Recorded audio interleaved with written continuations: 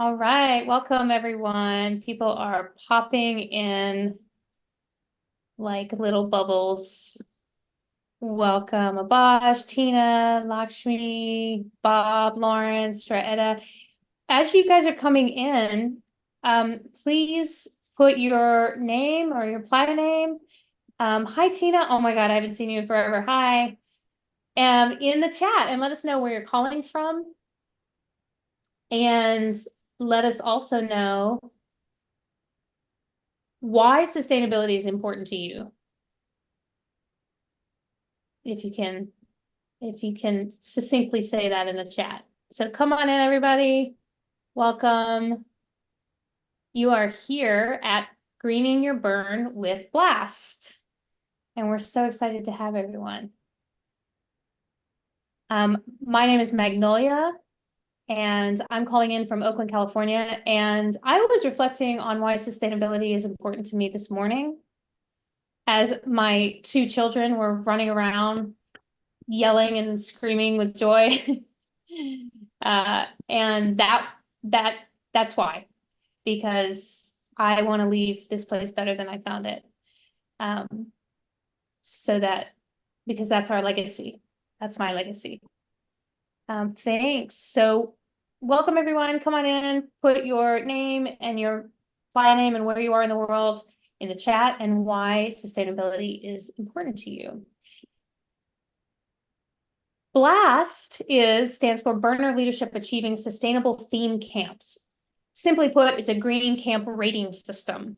And we had about 60 camps participate last year, and we're hoping to expand that. BLAST, we have a couple of people here on the call who are volunteers for BLAST, and myself included. And what we do is we offer a framework for energy and resource efficiency. We support camps in being environmentally conscientious, and we support camps who are regenerative themed camps.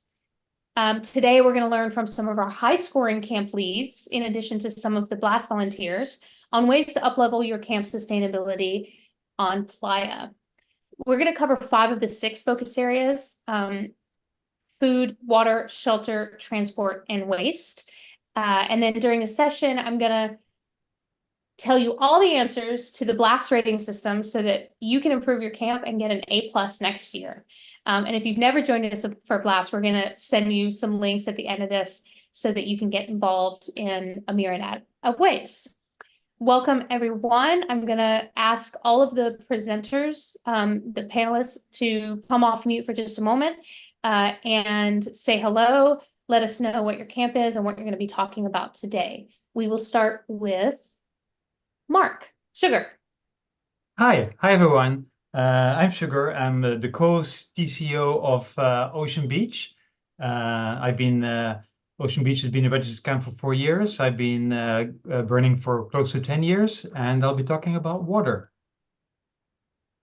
Thank you, Sugar. Over to you, Frog. Hi, I'm Frog, or Tim Berry in the default, and I work for DPW, build and resto. And then on the BLAST team, I am focused on transportation and emissions. So I'm eager to hear about all of your mud wrestling experiences with last year's return travel. I think it was interesting, and we've learned a lot from the experience. So we want to hear from you about transportation and emissions. Amazing. Thank you, Frog. All right, over to you, Kevin. Hi, everybody. I'm Kevin Blake. I'm the leader of IDEATE. I'm 4 burns in and still don't have a playa name. So just one of the few. IDEATE's a 12-year-old camp. We're also a global community and a nonprofit. We like to say we're intersecting sustainability, wellness, technology, and art. Everything from community events and thought leadership to fiscally sponsoring art projects, including some at Burning Man this coming year. I also was one of the original co-founders of the Green Theme Camp community, which was the birthplace for the BLAST program. So it is definitely near and dear to my heart. And we've been at BLAST camp since the very beginning. And I'll be talking about food and waste. And I'm excited to be here. Thanks so much, Kevin. And over to you, Lee. GL. Hi, my name is Lee. I'm the TCO for Square One. We've been camping since 2011, and I'm very passionate about efficiency, which translated eventually into trying to find a better way to explore shelter solutions for Burning Man and combining it with other solutions as well, which we'll cover later. Great. Thank you so much, Lee. I am hoping that everyone here gets a little tidbit of something to take back with them. And I'm going to ask at various points for participant contributions. This breakout is for everyone from beginners to experts. It's really important that we all come with a beginner's mind. No question is dumb. Every question is valid. Every contribution from we didn't have a water system to our water system was a mess to we had the best water system that you could have had is welcome here. Because we're here to have a learning journey with one another. So thanks again for being here, and big thank you to all of our panelists and also our chat moderator and our tech moderator for supporting us today. The way this is going to run is we have the 5 topics. Each panelist is going to talk about one of the topics. Then we're going to get some Q&A from the audience, also invite audience celebrations of their own systems, and some of those A+ answers to the BLAST scoring system on ways to improve your system, simple things, and also more advanced pieces. So thank you so much. Let's start with Sugar. Please, Sugar, tell us about your water system. I know you guys had an incredible water flow meter system and a great evaporation system. Just for everyone here, for our listeners, Sugar is from Ocean Beach Camp, and they scored one of the highest BLAST ratings. So I'm really excited to hear about what you did last year. Sugar, take it away. Yeah, thank you. So water, so specifically I want to talk about gray water. And so gray water is basically, as you know, everything that comes out of showers and kitchen stuff. And so gray water, as you know, you can't drop gray water into the playa. It's considered moop. So you have to either take it back home or you have to try and evaporate it. And so both of these things are quite challenging. And so I've been camping burning for 9 years, 9 or 10 years. And so like everybody else in the beginning, we started by, creating our own evaporation pond, like put some plastic on the ground and then dump it all in there and then hope it'll evaporate. And then you realize that after a couple of days with all the wind and everything, the water becomes mud. And so mud doesn't really evaporate all that well anymore. And you end up with a huge mess and even more moop than you had before. So these evap ponds don't really work all too well. And then we started experimenting with evapotrons. Like an evapotron is kind of a tool that allows you to evaporate water by using a pump. And I'll show you some pictures later, using a pump to evaporate the water. Had all kinds of issues with that. They wouldn't evaporate nearly enough, and then they would overflow. Then we had neighbors come in on Saturday and Sunday that didn't know what to do with the gray water. They dumped it all into our gray evapotron, and so equally a big mess. And so we've been at this for like many years, and so I think we're now in iteration number 6 or 7, I think, of our evapotron system. And so finally getting to the point where we think it can basically handle all of our needs and evaporates all of our water. And so then we started thinking about what else can we do, because these evapotrons, after a couple of days, they start smelling, and then it's not a very pleasant type of environment anymore. So we started thinking about filtering. Can we actually filter the water before we start evaporating it? And then we started thinking about, okay, what kind of data can we collect? Because we actually have no idea how much water we're evaporating. We have no idea how much water the showers are consuming. And we have no idea how much we're using in the kitchen, how much we're drinking. And so we started installing all kinds of sensors to try and measure the flow of our water so that we could actually have a better handle on the data associated with it. And so let me show you like a schematic of what our system today looks like. And so as you see on the right, we have 2 showers, and the showers are being fed fresh water, obviously, from 2 small pumps.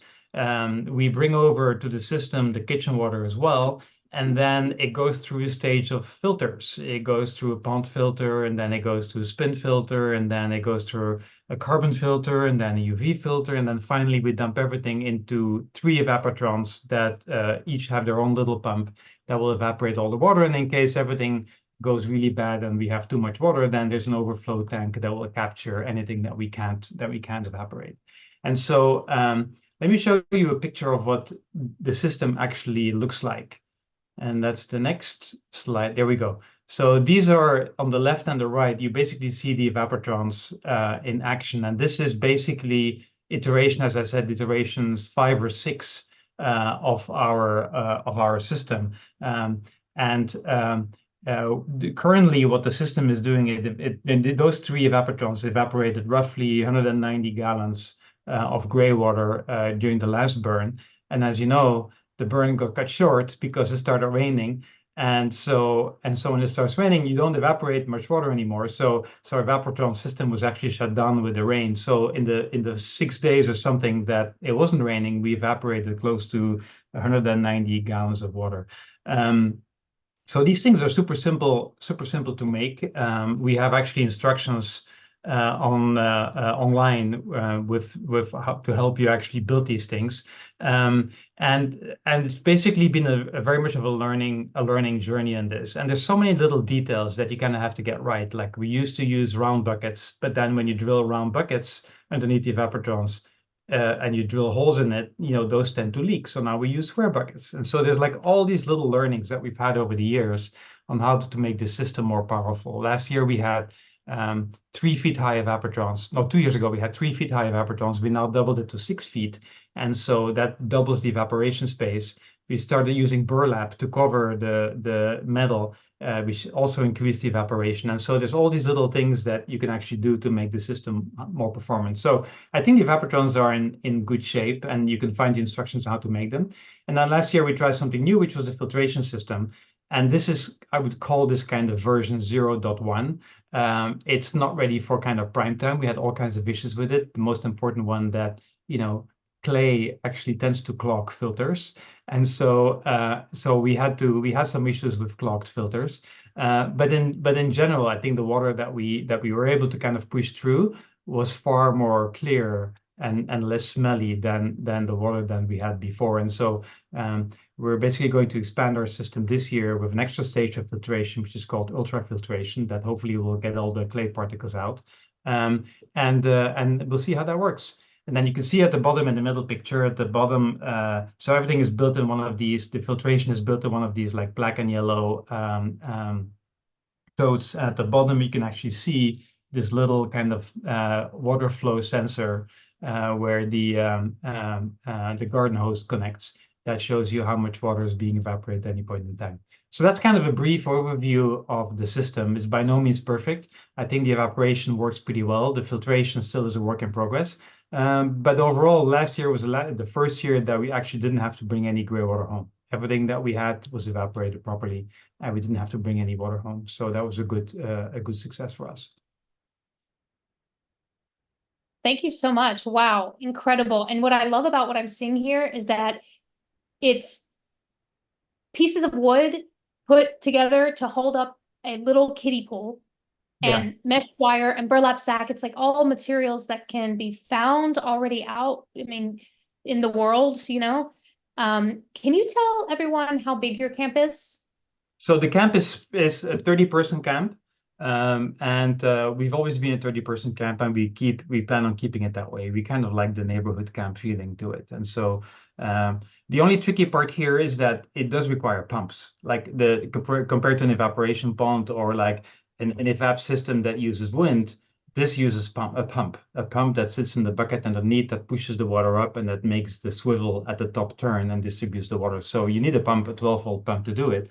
And our camp is completely solar powered, so it doesn't really cost us any energy, or it only costs us sustainable energy to actually power these pumps. But that's a consideration that you have to look into. If you really want to be green, you should make sure these pumps are powered by batteries or by sunshine. Yeah, someone in the chat asked, Brian asked, any idea how much power this evaporation system uses? So I think these pumps use about, I think it's about 30 watt per evapotron. That's Great. roughly. Then let's see. Big Tooth is really excited about, and we actually have a minute. Big Tooth, if you want to come, let's see if I can find you. Would you like to come off mute and tell us a little bit about your setup? Yeah, I mean, I've been working on this since last year, and basically what we're trying to do, I'm with Sluckard, and we have about a 200-person camp, and we don't want to take out as much water. And I've had this theory, which you seem to be already experimenting with, that if you use pond filters, which I'm very familiar with, that you could take the smell out. If you cleaned it well enough and kept up with your filters, you don't think so, huh? We have, so the picture I showed you was not the pond filters. The pond filter is a stage before it. We have a four-stage pond filter system before it. And so that to me is designed more to actually get the big particles out, like the hair from the shower, for instance, or like, leftover spaghetti sauce or like that kind of stuff.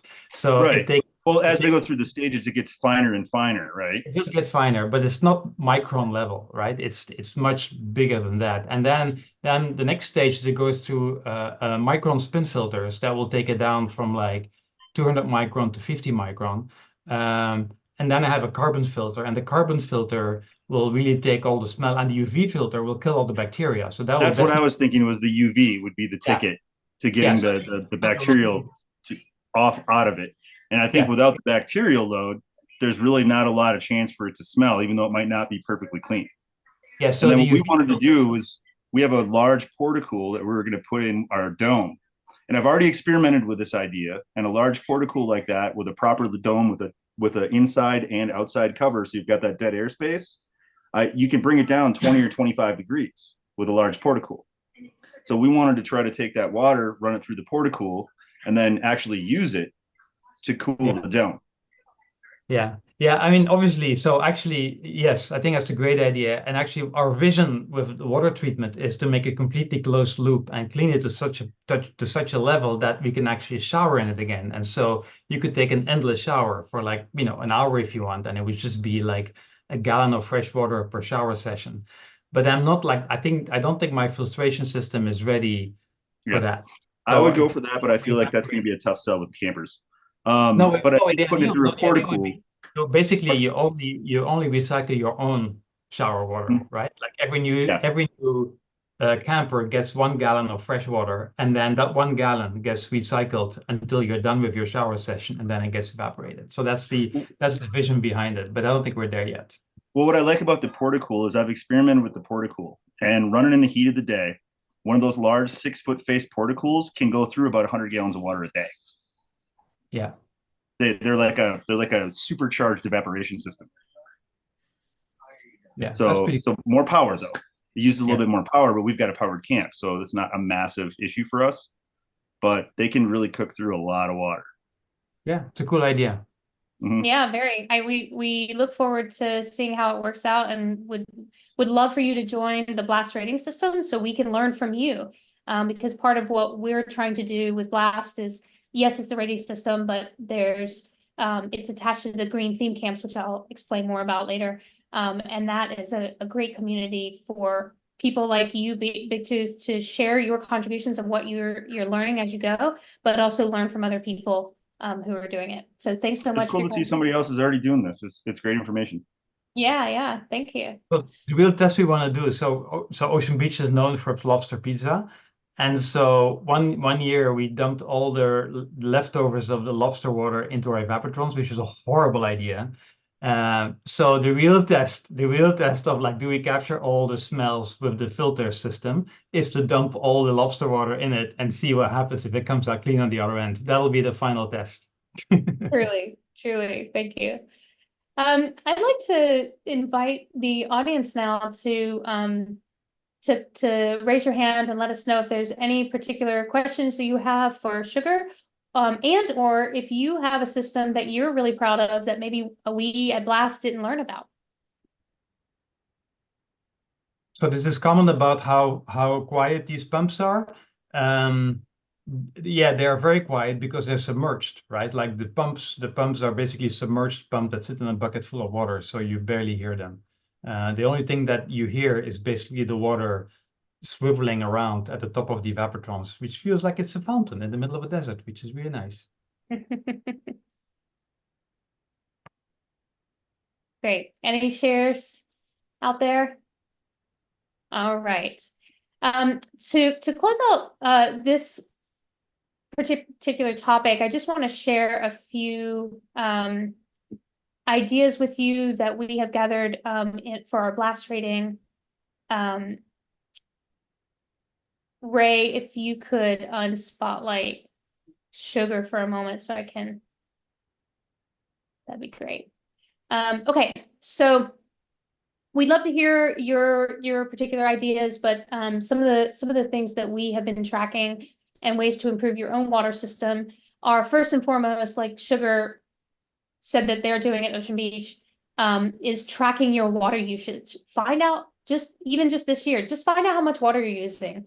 And that is just across the board, you know, how much water you're bringing in to drink, how much water you're using in your kitchen, in your showers, or any other water usage. Find a way to track that, because that'll give you more information for later years.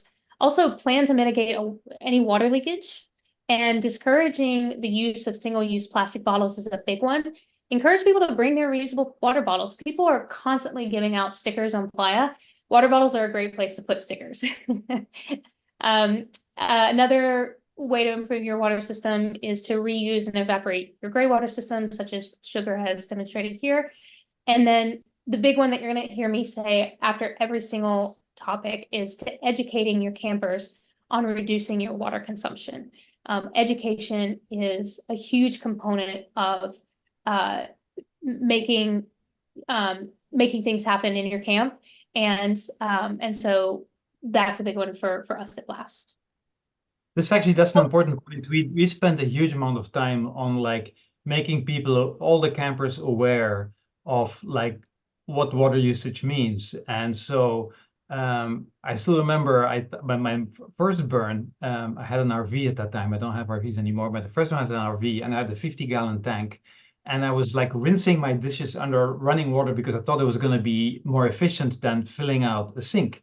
Turns out that after like one day, my 50 gallons were completely gone, and I had like no idea. And so there's a lot of education to be done to make sure people understand what it means to conserve water. And it's because, you know, it's very different from the real world, where default world where you can just have unlimited amount of water. So that education for us was so important. And so, for instance, for the showers, we told people that they could only use 1 gallon of water per shower, and explained to them that means that the shower cannot be running for more than 60 seconds, and that they had to, you know, wash military style and turn on the shower, you rinse, turn off the shower, wash yourself, you know, turn it back on. And so we have a whole education program around making sure that people understand how to save water. And so when I look at the consumption of water across our campers, we spend 0.4 gallons of water per person per day on showering.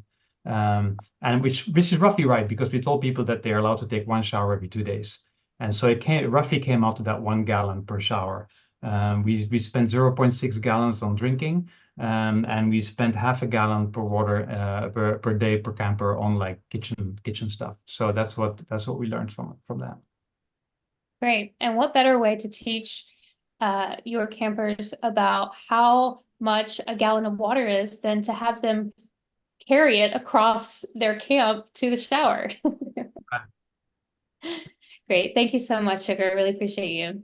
We're going to move on to the next topic, which is shelter.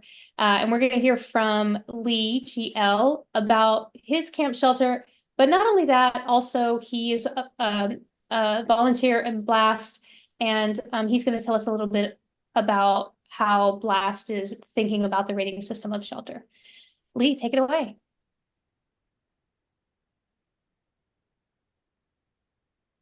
Oh, let's see. Let's get you unmuted here. Great.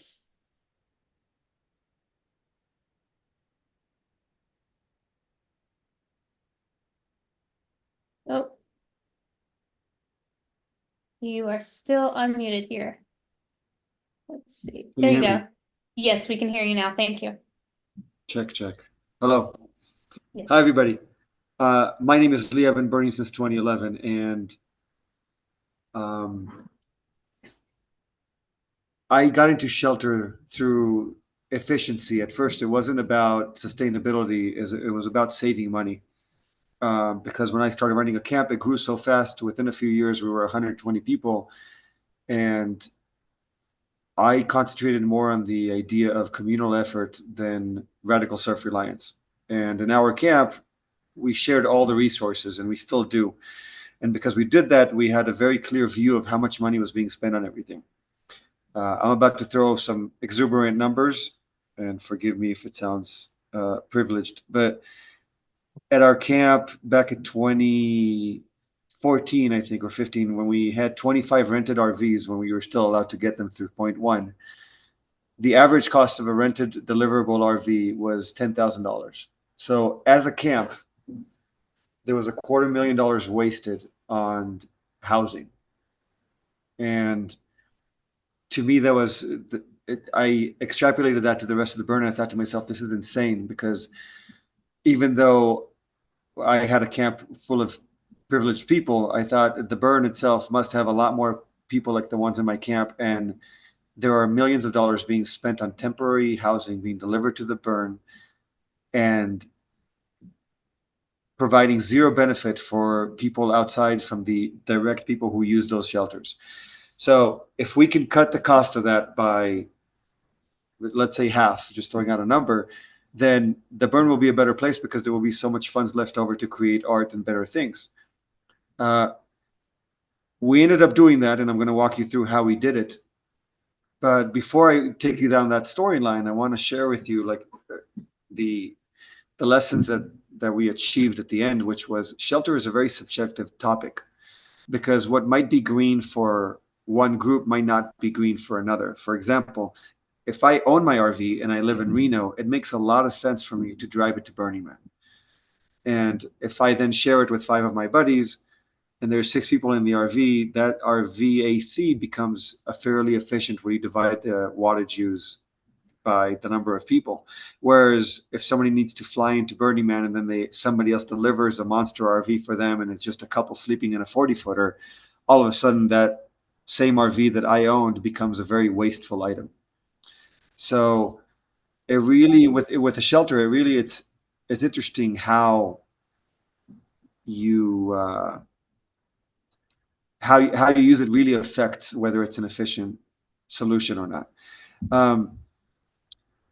What you do in your life also should be leveraged on how you achieve that, your shelter solutions. And this is kind of obvious, but if you are a stage builder and then building stage truss solutions in your camp makes sense. If you're not, trying to go down that route could be very wasteful, because as you explore that, you're gonna have a lot of challenges. So I'm going to show you how we did it in our camp, and then we can open it to discussion. And here is my shared screen. This was our kitchen in 2015. Like most camps at Burning Man, we build it from scratch, and then we unbuild it at the end of the burn. And this is something I looked at and I thought to myself, why are we rebuilding something that we use every single year when we could be better and better? So the idea of using trailers or shipping containers came about. And we said, anything from now on that the camp needs every single year, let's just build it permanent and then concentrate on everything else. So we explored shipping containers, and we realized there's a bunch of types. 40-footer became the most common one. And within those types, there is something called a high cube and a low cube. The high cube on the right is 9 feet tall versus the regular shipping containers that I think Org supplies us for the container program. And we went with a 9-foot high because we were thinking that we could put bunk beds inside.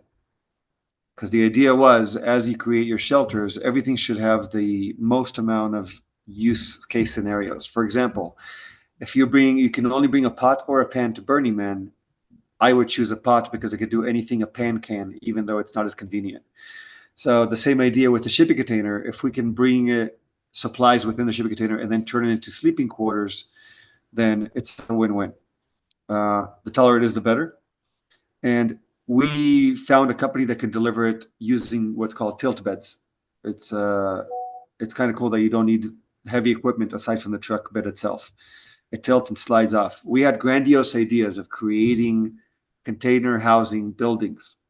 And currently in the camp, we have 16 of these 40 footers. But once we stack them, we realized that we no longer have the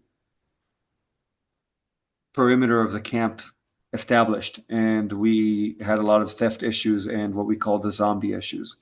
When you're close to the esplanade, a bunch of people wander into your camp at nighttime and do things. But at first, this was a grandiose idea of creating like rooftop bars and container buildings on playa. Maybe we'll get there one day. Inside of the container, one of the first designs that we made, and this was purely as a money-saving solution, which now is no longer allowed at Burning Man since camps can no longer provide housing, but I'll take you down the rabbit hole.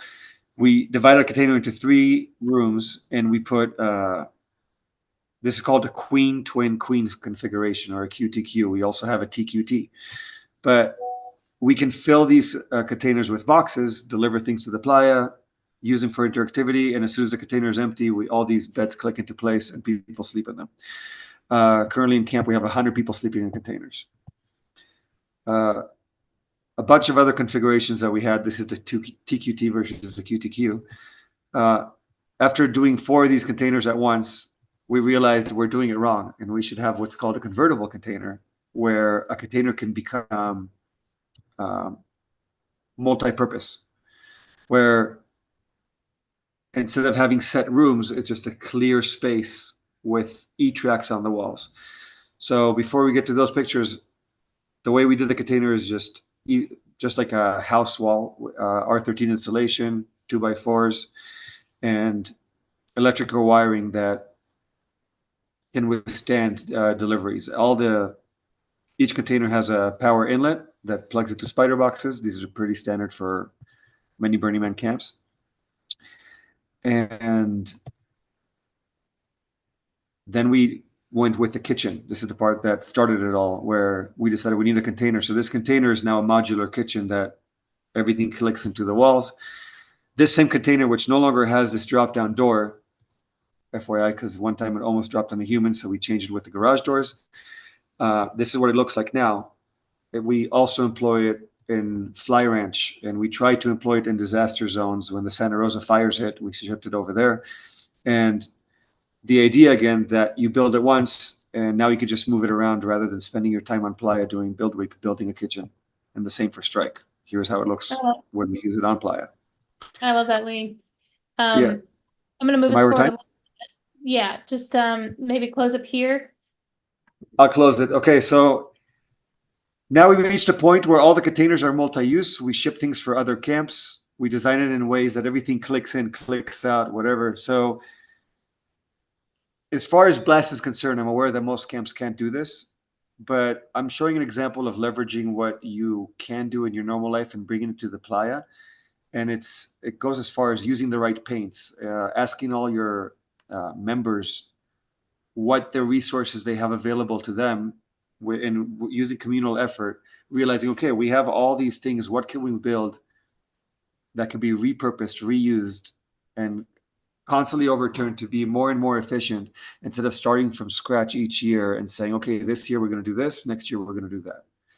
And you just build and build and build from there to the point that it gets so efficient that you can help other camps, not just your own camp. I didn't get to all the information, but yeah, we can take it out for questions from here. Great, thank you, Lee. Do we have any questions from our group here? You can always also just put them in the chat, and I'll get to them.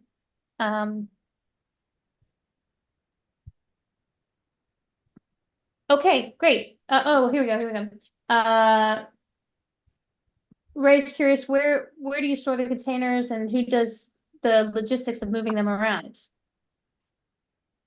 For logistics, we use 2 companies, Quick Space and Team in Logistics, which deliver and move containers for a lot of camps. As far as storing them, we store a bunch of them, about 4 or 5 in Reno, because we take them back and forth to restock supplies for the camp.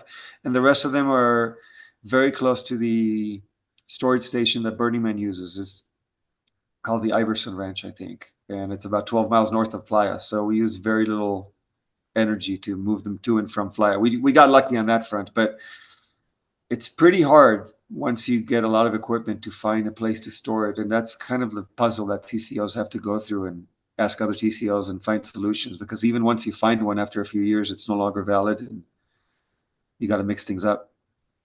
Last year, I got kicked out of one of our yards and I had to find another yard within a week, but this is what we got to deal with. Brittany wants to know, did you say Quick Space plus Team Logistics? Team Logistics is an OSS provider. Yes. QuickSpace is on and off an OSS provider. I'm not sure they were last year, but they're trying to be one again this year. Great. And Lee, Patrick wants to know how many campers are in your camp. We hover around 150. The biggest we ever were was 190, which is way too much to handle, and I don't ever want to do that again. And we started with 4, but after about 6 years, we became 150, and I capped it at that because it's just too much work, and you lose the sense of community when it gets too big.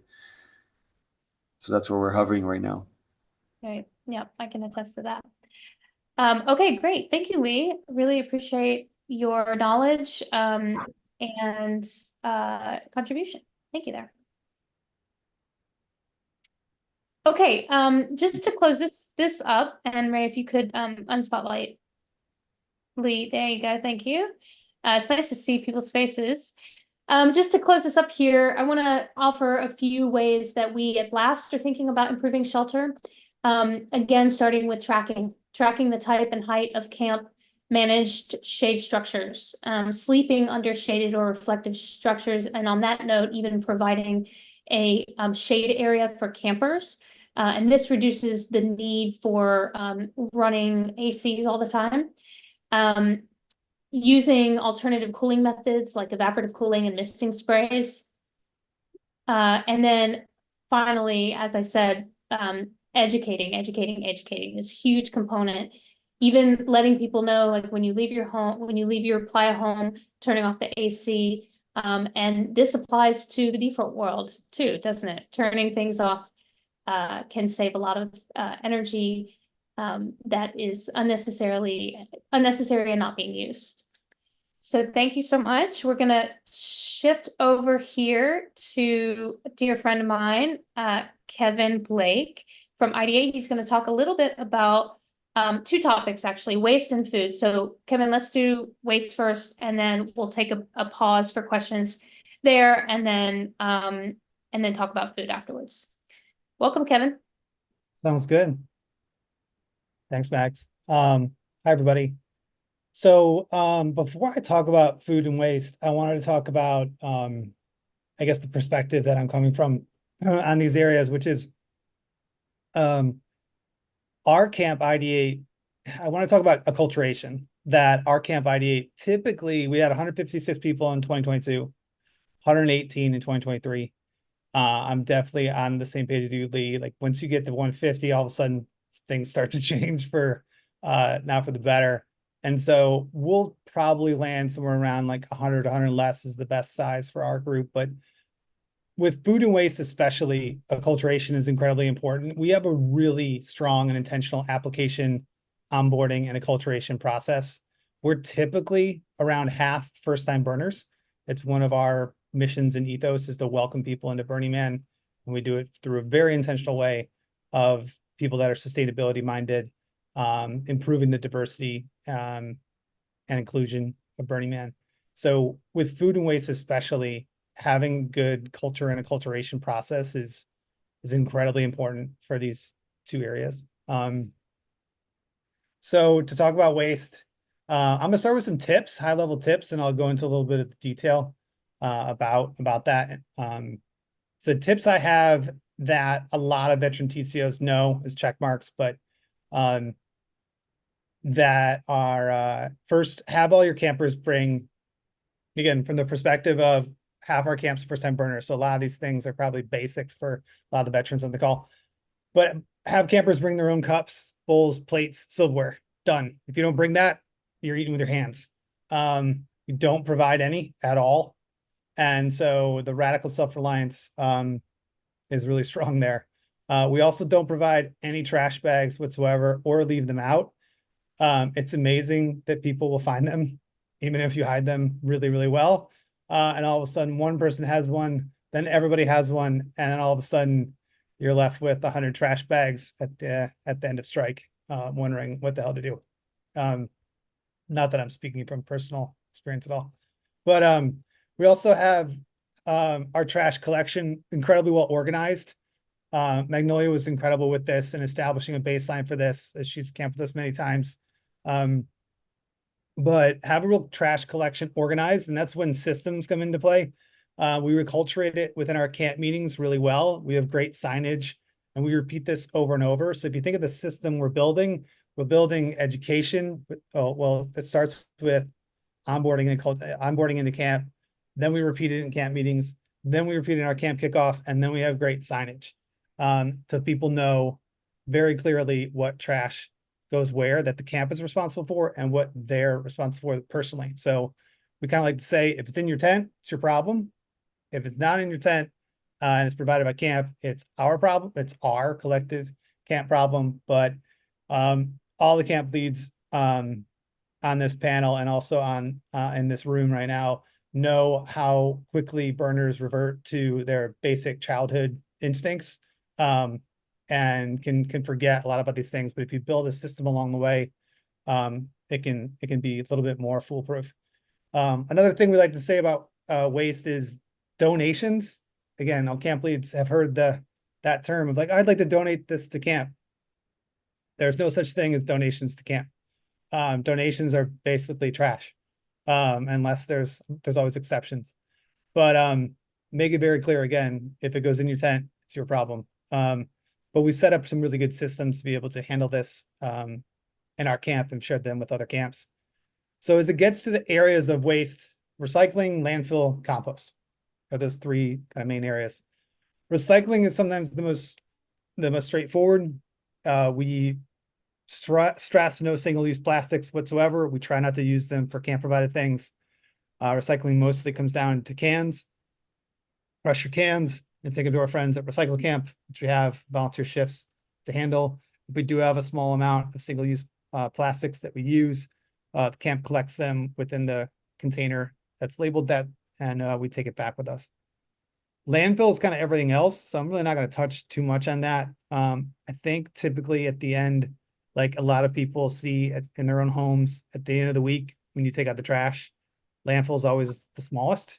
So we, again, leave campers to be responsible for their own landfill aspects. And then the camp takes care of camp-wide things. And then lastly, compost, which is near and dear to myself, Magnolia's, and many people's hearts, but also especially IDEATE.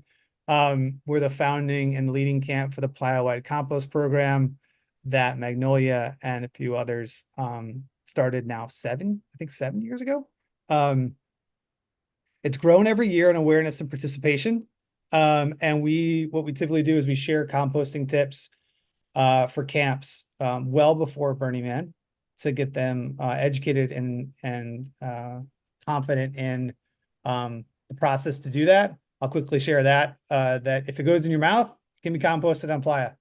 It doesn't, it can't. Pretty quick and easy, pretty simple there. Can't accept cutlery, plates, coffee filters, other things. They get composted in different ways.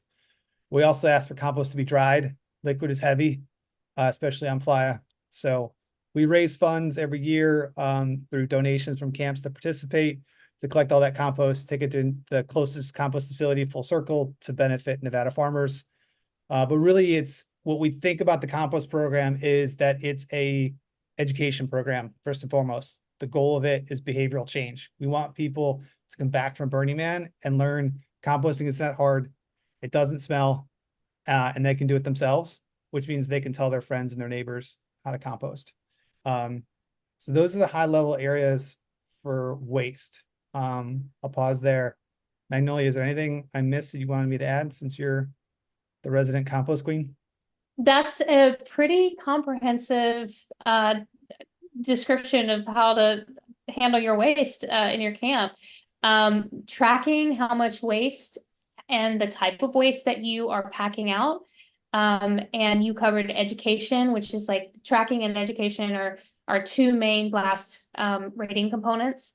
Reusing, waste is not just things that you are throwing away, but items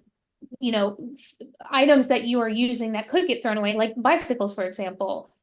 Thinking about how to, reuse bikes from year to year, and making sure they don't get left on the playa, for example. And then one thing I didn't hear you mention was Recycle Camp. That is a great place to recycle your aluminum cans. And it's really fun to go because they have this bicycle can crusher. So you go in and you sort through and you make sure that they are, you have only aluminum cans, and then you get to crush it on this bicycle. It's really fun, and it's really a great way to just get a little energy out. And then I mentioned bikes, but any other things that you could be reusing, like tents or air mattresses, from year to year. This is why I think the number one thing you could be doing if you're not doing anything in the waste area is to track what is coming in, what is going out, what wants to get left behind. That can help you really understand how to tackle your waste streams the following year. It's a great tip that when we take our camp landfill waste, when we take it off playa, we take it to a nearby landfill to dispose of. We actually open up the bags, dump them out, and take pictures, and we review those pictures, into a probably too far degree of reviewing them and seeing like what are the common trash and waste, what are the single-use elements that we have in our waste, and it can be really fun to figure out ways to replace them, that you see a lot of common elements in them. And so we've moved away from normal trash bags into compostable trash bags, which was one because we had too many bags. If you see too many of the same single-use plastics, you then start to use reusable containers, stuff like that. Yes, thank you. Any questions from our audience members? Can I get a thumbs up or a nod if these conversations are kind of making you think, okay, great, maybe this is something that I could be doing this year. Okay, I got one thumb. Any excitement spark? Okay, 2 thumbs, 3 thumbs. Okay, fantastic. 4 thumbs. I love it. I love it. Okay, great. All right, somebody came on the video. Alistair, thank you so much to give us a thumbs up. Great, thank you, Rida. Okay, Kevin, I think we can move on to, yes, I see you, Deep Star and Amos. Thank you for your thumbs up. We can move on, Kevin, to food. Yeah, sounds good. So waste is definitely a journey. There's no finish line. It's constantly improvement. So and I think Blast has kind of built that into some of their ratings, is to know making progress is just as important as starting. So with food, there's a spectrum of anything and everything on Playa, and from art to costumes to people to experiences, and food is definitely one of them. So I'm going to tell you a little bit about our way, and pull out the pieces for that, which you will, because it's definitely not the way. Our goal with food is to minimize effort and our carbon footprint on Playa while maximizing culture and enjoyment. Some camps translate that in different ways. Some translate as food is just sustenance and that is it, and we're gonna eat quickly and move on and get off to Playa. Some go the other direction, which is creating very elaborate, incredible meals that you otherwise would never consume. And we're a little bit more on that side of things. We want a very diverse menu. We want it to be eclectic and inclusive, but also we really want it to be hearty. And so we focus our menu and our efforts in that direction. It's not fine dining by any means, but it's definitely hearty, good food. So Our menu is 100% vegan. It is local, organic, and sustainably sourced here in the Bay Area. Our plan is to prep our meals pre-playa. We rent a commercial kitchen. We work with a couple professional chefs, set the menu and set up the operations and ensure food safety and hygiene. And this past year, we partnered with another camp with the preparation of it to make it a little bit more sustainable. We vacuum seal, freeze it, pack it into freezers, put it on a truck, drive it up. We unpack the freezers, plug those into our Jenny, and then we open those freezers in order when they're needed to conserve energy. And we prepare our food on playa using efficient propane burners and boiling water, which we save that water and continue to boil it for the next meal and the next meal. We utilize Bonanza for fresh fruit and veggie delivery. Helps with fresh salads, fresh fruit. And then again, it goes back to acculturation.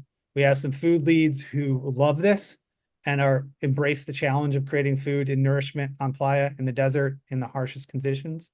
And they set up great systems for dishwashing, hygiene, the food prep, and we have great volunteer crews that show up. And because that system exists, because there's people who are really passionate about it, they are inspired and passionate about it.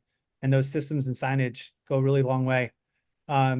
Lee, you shared lessons about the things you did wrong. One of the major things we did wrong in the 12-year life of IDEATE was a lack of signage and a lack of system. And it's unbelievable how important those can be. And you don't know that until you learn that lesson. So that is our food plan. I've heard different iterations on this plan. Our friends at Hotel California do something similar, but they use Yeti coolers and they actually don't use any freezing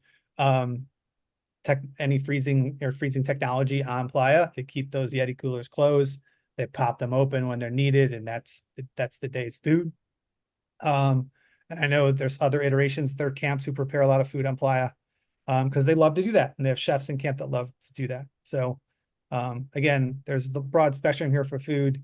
That's what we've learned, and thankful that we have a compost system that supports that. So composting and food prep should really go hand in hand. But we made the choice recently to go 100% vegan. There were some concerns with it. We've assuaged most of those concerns. I'm vegan personally. I get plenty of protein throughout that diet, and we're able to provide plenty of protein and hydration and nourishment for our camp on playa. Mags, anything else you wanted me to add about food? Thanks. I can attest that the food at IDEATE has been and was delicious. So I think you hit most of the points. Let's see. Buying in bulk is really helpful and directly from farmers, knowing where your food comes from. And then, tracking the environmental food impact of your food choices. And using renewable resources to cook food, as you mentioned, Kevin, are all really great ways to improve your waste systems. We have one question here from Racy. Do you provide meals every day for campers? We do. We have a full meal plan. It's breakfast and dinner every day. Full build crew, full strike crew, and then during burn. Great. Any other questions for Kevin? We partly do that for ease, but also we feel like the most sustainable process. We tell people bring your favorite snack with you.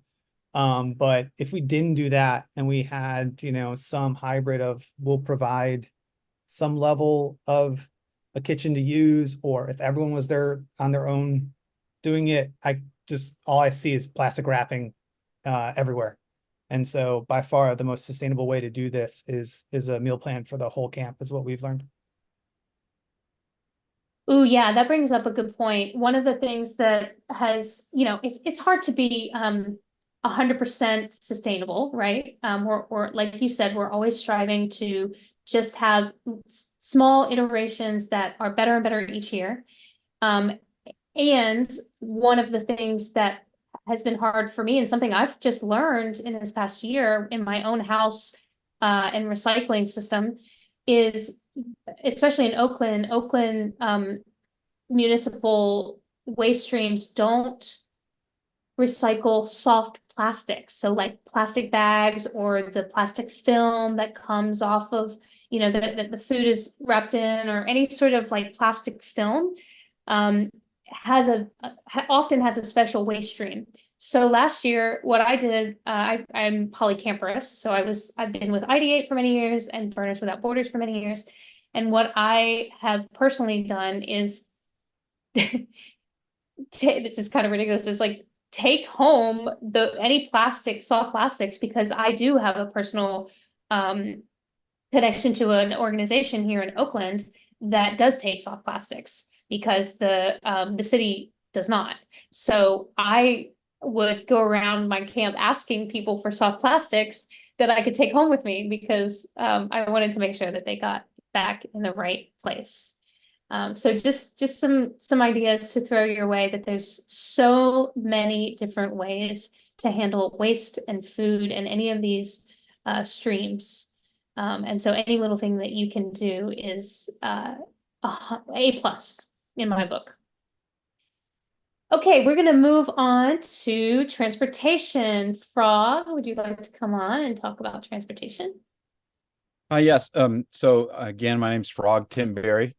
We had a really interesting year with the mud, and I think transportation and emissions is a unique category among the 6 sectors, but generally we're trying to reduce, as everyone is, our carbon footprint. So I thought that the mud and the rains really brought out the best in the burners, as we've heard some of the stories earlier on the symposium today.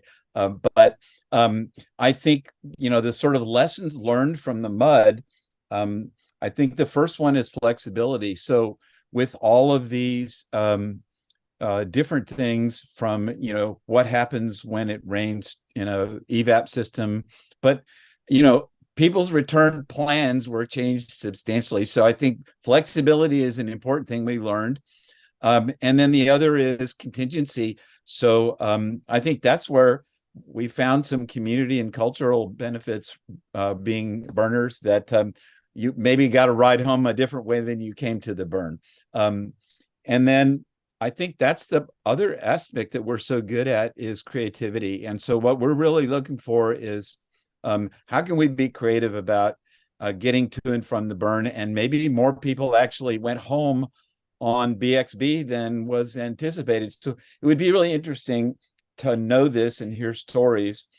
But what I just want to share for transportation is maybe a little bit more understanding about BLAST, which maybe is a good way to wrap up and segue into the conclusion of the program. But you know, okay, I'm transportation emissions. I'm going to do a little sales pitch. This is the easiest category to get points in. So come on over here.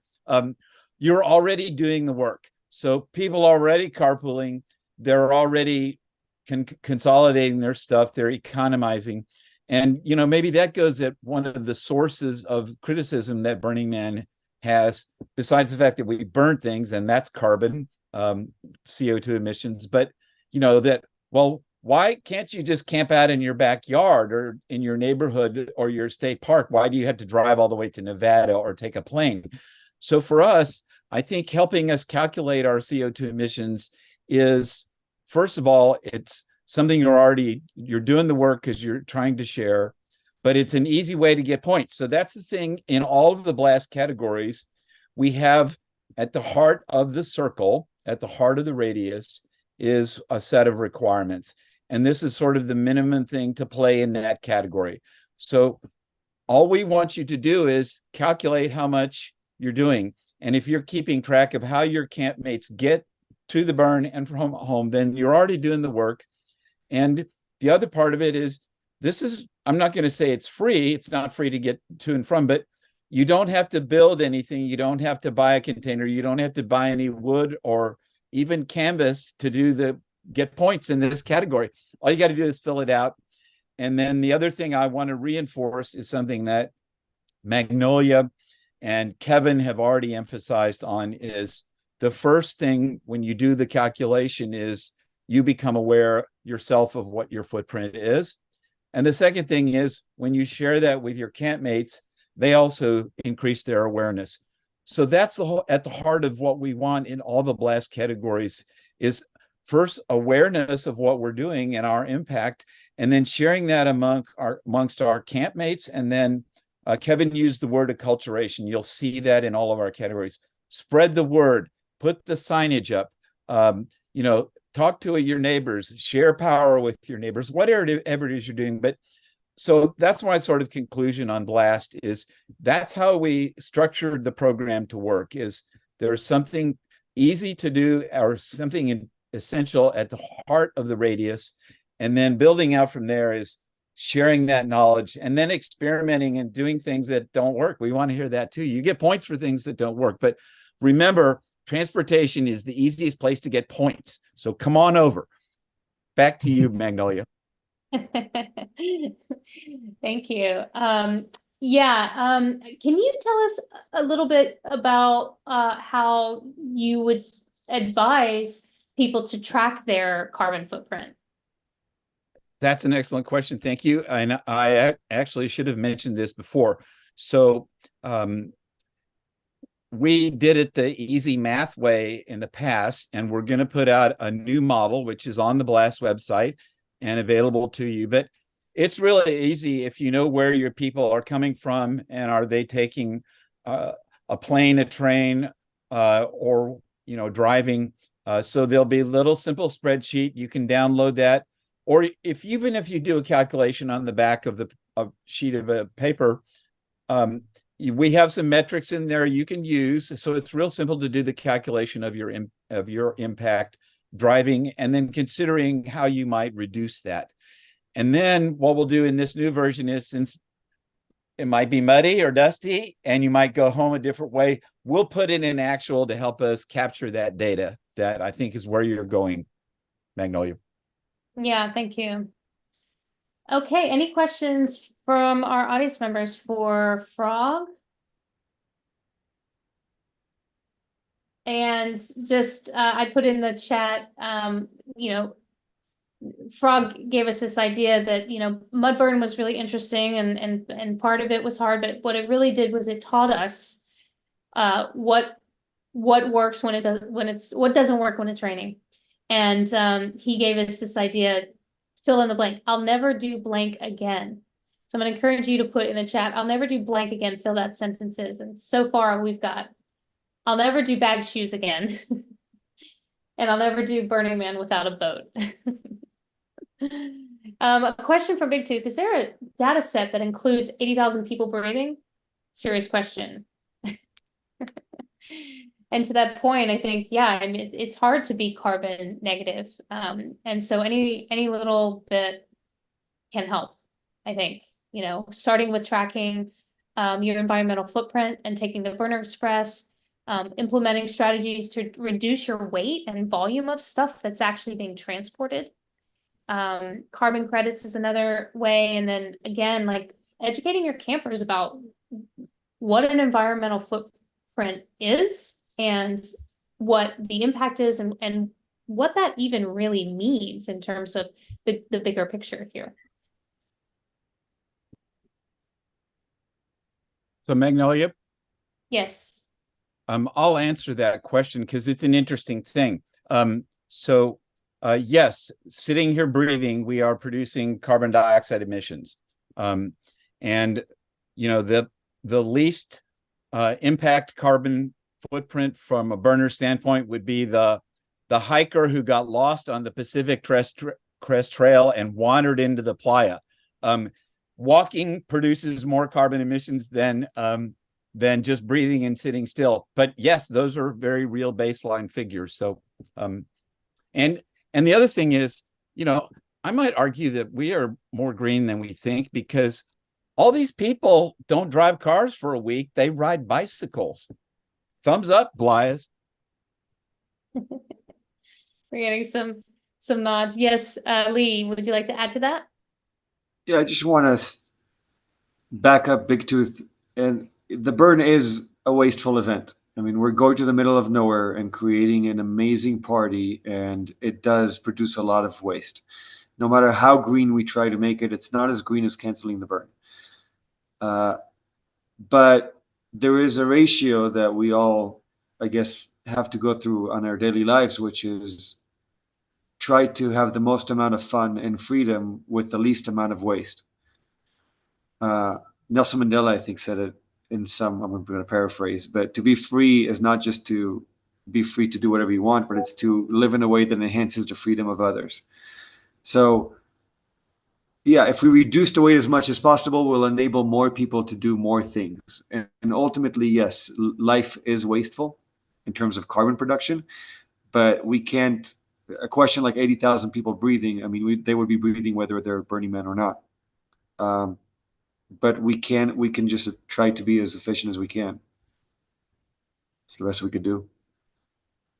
And I'll add to that, like Magnolia, I forget the year it was, but I know this has happened, like a Burning Man commissioned a survey of the carbon footprint of Burning Man. And I've asked a number of different people, because I haven't actually seen the survey results, but I'm sure some of you have heard this survey, that 90% of the carbon footprint of Burning Man is getting to Burning Man. And that's why it always follows through, like Lee said, that the greenest burn is the one that doesn't happen. But when you think about the overall footprint of your camp and getting there, it's the transportation one is the one that can have the most impact, is having each of your individual campers offset their carbon footprint getting to Burning Man. It's part of calculating your carbon footprint. The greenest way we can, or the most impactful way we can green the burn is offsetting the transportation to playa. And so that comes down to camp leaders, camp organization. We have a carbon calculator we use to calculate our camp's carbon footprint. It's part of our dues. We have people input their information, just like Frog said, to figure out that transportation footprint, because that's really the most impactful thing you could do. And there's been a lot of efforts in the past to have carbon offsets be available within the ticket purchase. And that's still a little bit of a personal passion project that I would love to see it check out when you buy your tickets. There's a little box there, that says, would you like to offset your carbon for travel, and you put in some info where you're traveling from and how you're getting there. But for a future day. Thanks, And Kevin. I think it's important to recognize that this change is something we're carrying back, as Marian said, carrying back to the default. So, people ask me, well, what can you do for transportation? And I said, when you're at home, ride a bicycle with your kids, or walk to the grocery store once if you can, or plant a tree. And so there's so many things we can do, but I think the other part we want to be sure and blast is we saw some cool things today, but we don't want to intimidate anyone. Yes, it's easy to do transportation. We're already carpooling, but we want creativity, which is always going to start with small little seeds and kernels of brilliance. And so that's what we want to find in the playa. Please bring your kernels and seeds. Thank you. Mm-hmm. Alistair, would you like to share? Oh, let's see. Let's get you unmuted. Yes, please. Thank you so much. Awesome points, everyone. Thanks for everything. My name is Alistair Simmons. I'm representing Camp Fuego from the Bay Area, although I'm based in Oregon. I just like to add that, from an environmental quality perspective, if folks don't need to burn gas and generators to power AC in an RV, that one can make a meaningful case they probably don't need in the first case, unless they've got a really young kid with them or whatever. There's an environmental quality argument for doing more with less. Look at European cities where everyone cycles around. No one's having a good time cycling along a wall of RVs that are all spitting out gas polluting exhaust fumes. No one wants that. So there are various things you can do for your camp, like have a communal AC area, have everyone camped under shade, come to it with an approach of how can we minimize our impacts, and then you have less to offset. And obviously some parts of it are going to be difficult to offset.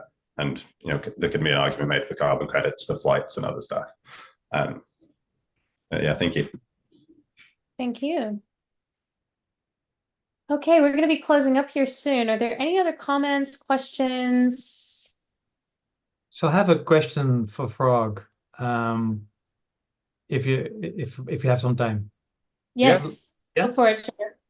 So at Ocean Beach, we've been experimenting with carbon calculators, and And normally when you do try to kind of create your carbon footprint or evaluate your carbon footprint, you have to look at it cradle to grave.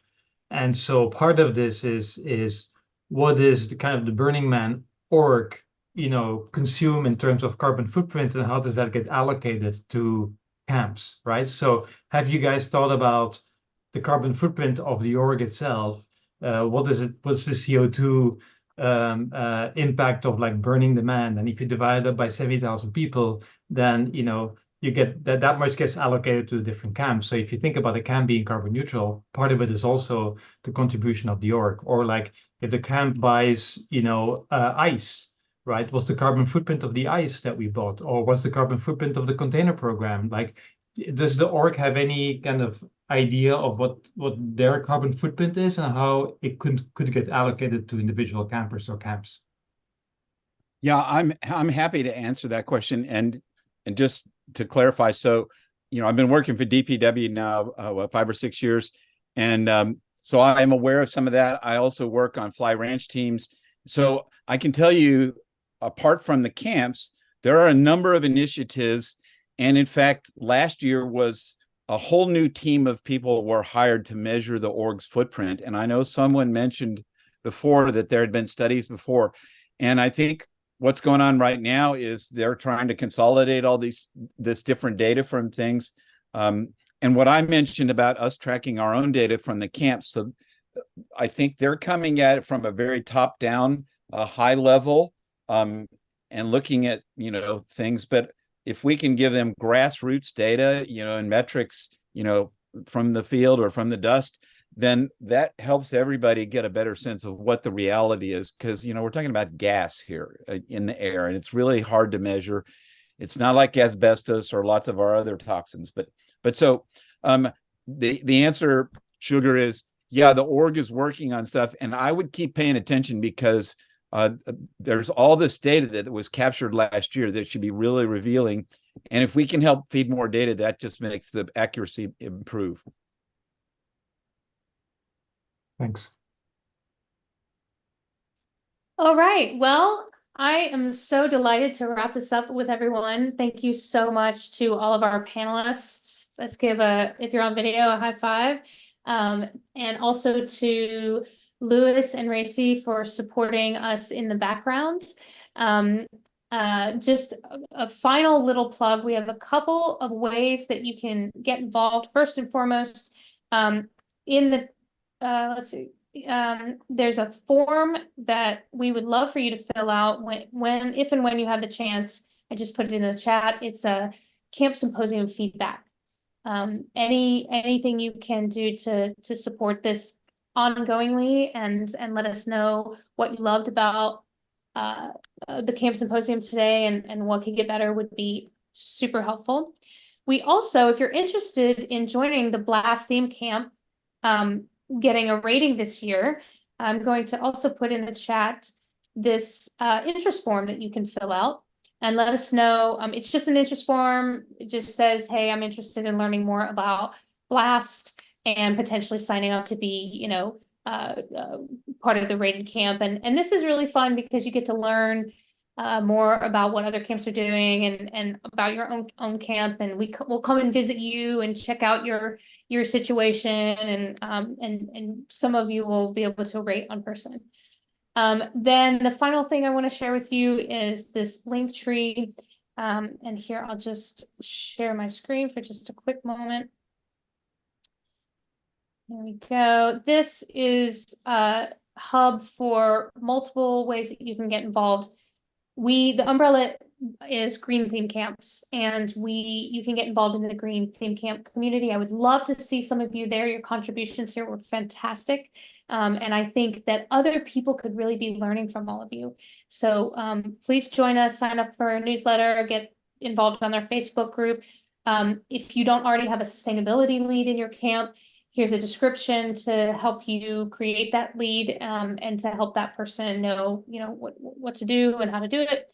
Then come join us at Blast. We have a blast at Blast, and we are always looking for other fresh volunteers and people with great ideas who can support this theme camp rating system. Come be a part of the Green Corridor. And then also, you know, as Sugar was talking today about his Evapotron, someone asked, where can we find the plans for this? And that you can find on the Thrival Guide, which is here. The Thrival Guide is an open source resource of directory of projects that are about sustainability, and this is for burners, created by burners. So this Thrival Guide really needs your contribution. So let's see, Bluetooth, Beartooth, I think was your name. We'd love to see the work that you do in your camp on here. And it doesn't have to be 100% successful.